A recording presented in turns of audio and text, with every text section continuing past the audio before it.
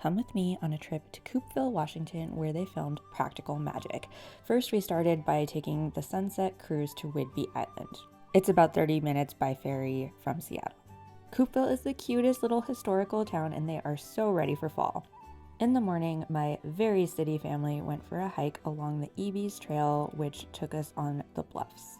There are tons of abandoned military bunkers that you can explore, and we told my child about the Blair Witch Project, and she screamed her head off. The views are absolutely stunning. You must get your steps in by taking a hike. Next, we went to the Front Street Grill. I got an afternoon margarita because we were going to be drinking later in the day. Next, this antique store drew me in because they had these beautiful perfume bottles right up front. Madame Yellow came home with me. Next up, we went to the fabulous witchy shop, the Crow's Nest. It's teeny tiny, so sometimes there's a wait to get in. It's chock full of magical items and gifts. If you can make it to town the weekend before Halloween, they have a festival called Practically Magic. Customers always tell me that some of their favorite perfumes are found in these little witchy shops, and this one did not disappoint. I got 2 witchy perfumes, both by Seventh Muse. Let's get into filming locations. Toby's was the Catch and Fry. This is the bridge that you can see the Owens women walking along. And a side note, before we took all these pictures, I had to bribe my family with candy for my kid and wine for my husband. Next up is Aqua Gifts, which was right next door to Sally's shop. They have so many practical magic tchotchkes, and I had to get the Midnight Margaritas shirt. Next up, we went to Kingfisher Bookstore, and they know what the girlies like because they had a statue of Mr. Darcy, as well as this book, My Gothic Heart. Here's a nice little view of the town as you're walking up. It's very small and cute. And here is Sally's shop.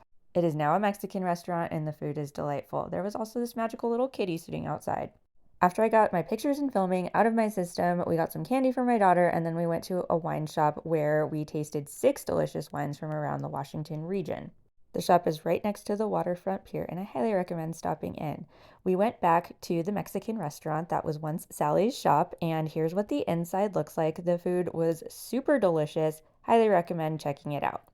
Now, this weekend was made possible by my friend Lauren, who let me stay at her absolutely stunning house here on Coupeville. Day 2, we started with another hike, this time to Fort Casey. This was more abandoned bunkers and barracks. The energy here was super creepy. There were a lot of dark passageways. It was super fun. And I wore my Midnight Margarita shirt, and so many girlies along the trail stopped me.